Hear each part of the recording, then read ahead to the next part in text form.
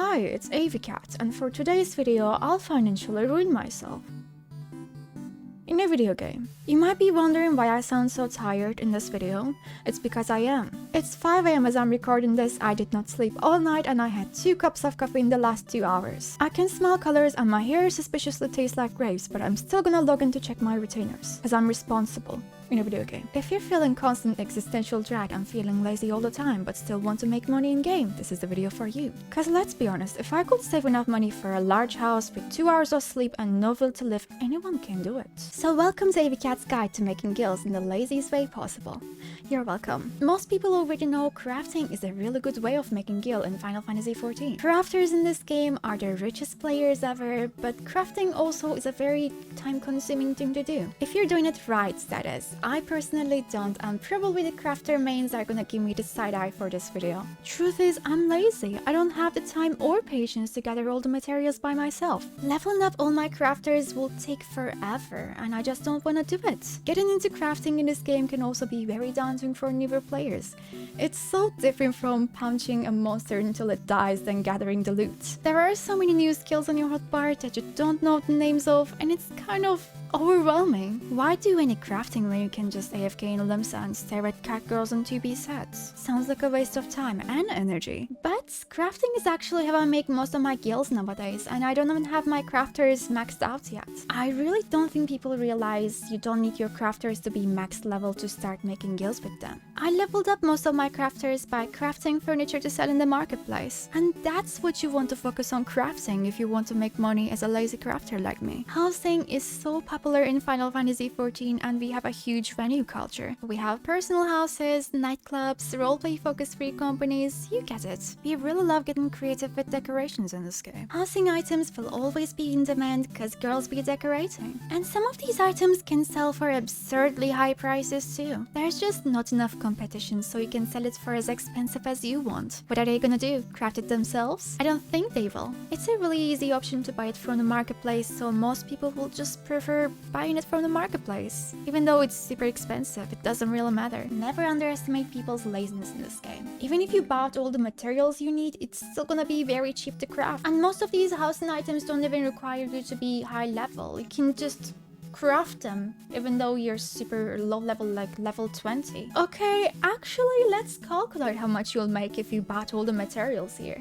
True, you lumber. Oh, never mind. It usually sells super cheap. Let's say 500. Let's be pessimistic. We have 500 here too, so let's say it's 3,000. Let's see how much it sells for.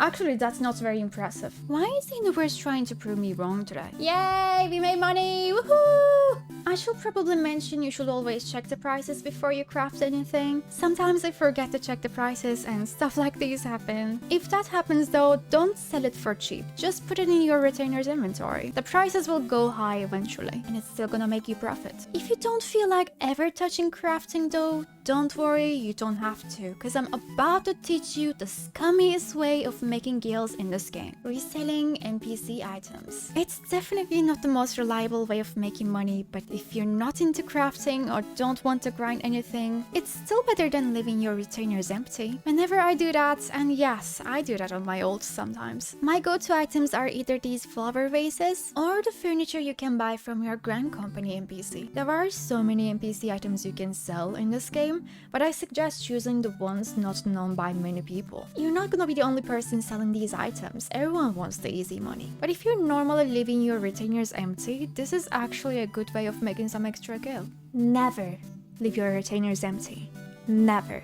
How dare you? You always have to undercut your enemies in the marketplace. This is the real PvP in Final Fantasy XIV. Undercutting. Even if I don't feel like doing anything in game that day, I log in just to check my retainers. If you really want to make money in this game, you should turn it into a habit too. At least whenever you log into the game and before you log out, always check the prices in the marketplace. You can easily compare prices by clicking this tiny button here, and you're gonna see if anyone undercut you. If they did, in which case they did, adjust accordingly. Another way to easily make money in this game is using your tomestones. We normally use tomestones to get gear for our character, but if you don't need any more items, you can use it for crafting materials or other items you can sell. So for my poetic tomestones, I usually come here to Idleshire, go to special arms, and where is it? There you go, unidentifiable ore. This is the best one. After you take that, you come here and exchange it for Tenalan topsoil. And it sells for quite a bit.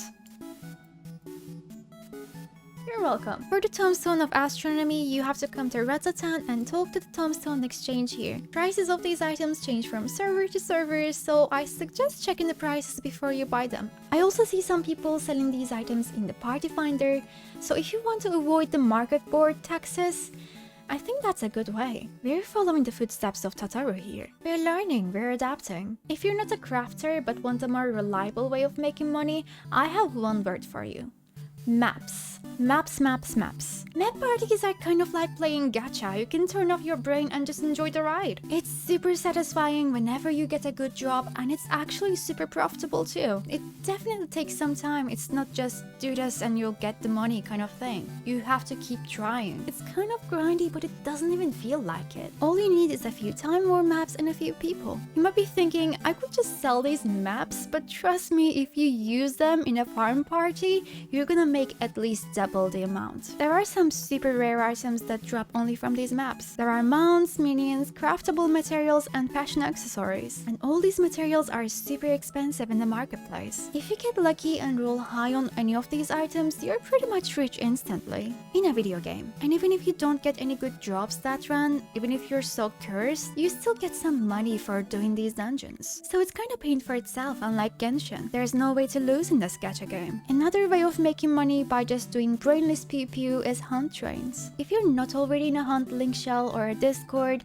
I suggest you change that immediately. Actually, I don't suggest it, I demand it. These groups pretty much do all the job for you. You just need to join them and kill these monsters in the order they link it. It's a super easy way to get Materias, and if you farm them regularly, you're gonna make so much money. And it's super cool to fight one big boss with so many people. I think everyone in this game should experience it at least once. I love hunt trains, it gives me the good old MMO feeling. You're surrounded by so many people, you see all these mounts fly together, it's so good. You have to be there. If you're struggling to find link shells or discords for these, you can pretty much ask it in any shout chat in any big cities and people should help you with it. It's a super popular thing. The next thing you can do to farm Gils is not lazy at all, but I want to mention it still. Whenever I'm bored and looking for something to do, you know, to keep the brain running, I like to join Shadowbringer's extreme trials for materials. Most of these trials are super easy to clear with the current gear we have, and the materials that drop still sell for quite a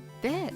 Titania is probably my favorite because it's the easiest. You just need to remember to pause at a certain moment and you can clear it pretty much in 2 to 3 minutes. Remember, whenever you run these trials, never pass on the weapons. There is a small chance of getting the craftable material if you desynthesize them. I never got lucky myself, but some of my friends got butterfly from the weapons. It's a super good way of making money. And of course, last but not the least, it should be super obvious for everyone, but I still want to mention it just in case there are new players watching this video. Don't forget to extract Materias from your gear. If you're not extracting Materias, you're pretty much wasting money. Don't do that or you'll make Tataru cry. I hope you enjoyed my video. If you did, please give this video a like and subscribe to my channel. I hope my guide was useful to you. If you have any other tips and tricks you'd like to share with the others, comment down below. And as always, I'll see you in my next video. Stay cozy. I'll go sleep now.